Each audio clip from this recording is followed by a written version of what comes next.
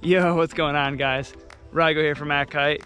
So we just got the new North Kites in, and it's kind of hard to believe that it's already been a year since the brand's initial release, where we were trying all the gear in Morocco for the first gen kites. And so far our team has been able to get out on the new models and kind of test them out and get a feel for how they compare to last year's models.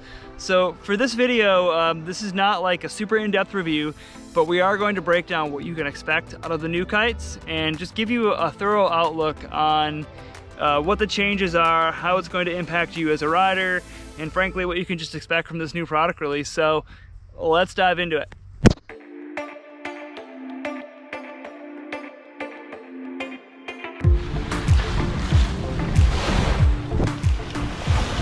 So first up, let's talk about the Orbit. So what is the Orbit? By now you probably know it's their big air, their king of the air kite actually. And it actually is a really unique design. So kind of the special sauce with this kite was it had swept wingtips. So with the shape of this kite, what you have is kind of a flatter canopy across the top. And then with the shape of the wingtips, you get a really unique blend of characteristics that I've never actually seen in just one kite. So it kind of has almost like the turning capabilities of a freestyle kite, where you can really whip it and send it for big air. And it has that flatter canopy on top, so you get the loft of more of like a hang glider type kite, something that wouldn't normally have like that fast turning speed or looping ability that you would see from the freestyle kite. So blending these two things together has made for a really unique shape. So this really is like a true purposeful big air kite, something kind of aimed at that rider who really wants to send it. You build up a lot of board speed and then use a bit of skill to whip the kite in the air. And then whether you want to loop it or if you want to leave it up there and just hang, you can do that with that kite. And that's really unique to the Orbit. Its wind range in the initial iteration was kind of made for the higher end of the wind range. So this kite can really take a pounding in the higher winds. And we found that we were flying like in winds way stronger than we would have expected, where you normally would be way overpowered. This kite could really handle it. But what the first generation Orbit lacked was it didn't have that low end or ease of use that a lot of riders were really looking for. So some of the feedback we got from our team was when you were underpowered, it just didn't quite have that grunt that you'd want, and it could occasionally have those backstalling issues. With the new iteration of the Orbit, what they've done is they balanced the kite out. So what we have here is a more user-friendly version of the Orbit. It doesn't quite require the technical skills to jump and fly, and you still get all those perks. So you do still get the wingtips that really help the kite loop faster and give you that speed so you can really whip it and get up in the air. But you still get that flatter arc across the top that helps you stay lofty. That's going to make it have that paraglider effect. So you're going to stay in the air for a long time with the Orbit. And I guess on some more funnier updates, they made the kite lighter, which I think we see that every year from every kite across the world. I don't know why I'm telling you that. Yeah, the kite, big news, the kite's lighter this year. Are you surprised? So moving on to the carve, we're actually seeing some more updates with this as well. So kind of a similar idea.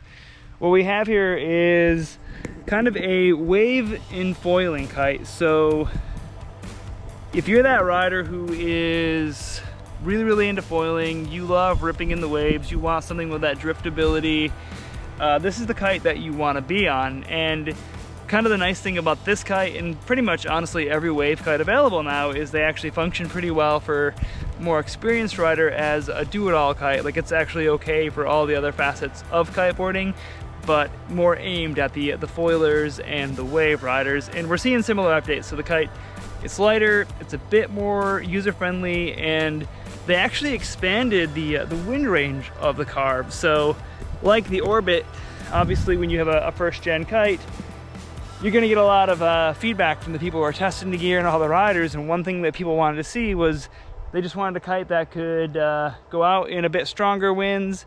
So with the new wind range, you can just expect to get out in a little bit more and a little bit less wind with the same size carve. And I don't have one pumped up, but another kite that has actually gotten a lot of attention, and it's not actually part of this product release, it's already been released, we've had it for a little while now, but I did want to touch on the Reach. And this This is kind of like a blend of all of North Kites combined into one do-it-all kite. We've all heard like, oh, it's the desert island kite. If you're stranded on an island, it's the one kite that you'd want to have. And I actually have to say that that is the one kite at the shop that everybody has been fighting over. So all the locals have fallen in love with it. Our owner is taking it out. All the warehouse kids always want to get their hands on it because it actually does everything really, really well. So if you're into foiling, shockingly, it's a good foil kite. It's actually pretty good if like you're a freestyler. So if you're doing hooked in freestyle, if you're doing unhook freestyle, it doesn't really matter what you're doing. It seems that the Reach actually does a great job at all these different things. And then on top of it, it kind of has that low end and that light feel. So it's been a really popular choice at the shop. And on that note, that kind of is part of, I think, what inspired these kites to just be a little bit lighter and changing their wind ranges is most people want to have that 90%er kite, that kite that's going to work for 90% of people. So it was a really good call on North to take these kind of more specific kites and then bridge them back into more of the 90% rider where they're a better fit for more people than just somebody who, say, wants to win King of the Air or somebody who just wants to go slash big waves. Now you just get you know, the expanded range and a bit more versatility out of these high performance kites. So that's a pretty cool update to see on the new gear. As well, the bar has a new look, so it is a bit more refined. They've made some modifications to it, so we do have a better looking bar. We will do a bar video later breaking down all the things you can expect, but so far the Navigator bar has been a really popular bar. We think it's one of the better looking bars out there. I mean, you can just see by looking at it that it's just super simple, really clean. So moving back to the kites and the whole lineup in general, I do have to say that we are really stoked with what they've done with the new gear, and we do have to give a shout out to the designers. So Pat Goodman, Hugh Pinfold, those guys have been designing gear for years, and they've actually created some of my favorite gear in the industry, some of the gear that I learned on, some of the gear that I've been using and trusting for years. And to see them kind of like come out with these slightly new ideas, like, I'm not saying that they're changing the game. So obviously with kiteboarding gear, it's not like it was 15 years ago. We're not seeing products that are releasing year to year where the game is actually changing every year and things are getting revolutionized. But what we are seeing is just like the height of refinement. So there is so many years of experience that went behind the design of these kites, and the first gen we were really actually impressed with because it's not often you see a first gen product release that went so well where the gear actually performs so good.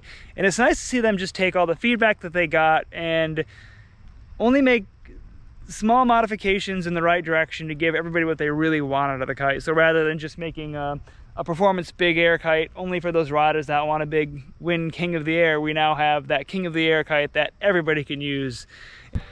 So to that end, they are listening, they are paying attention, and they are catering towards what the market wants and what we all really need out of our kites.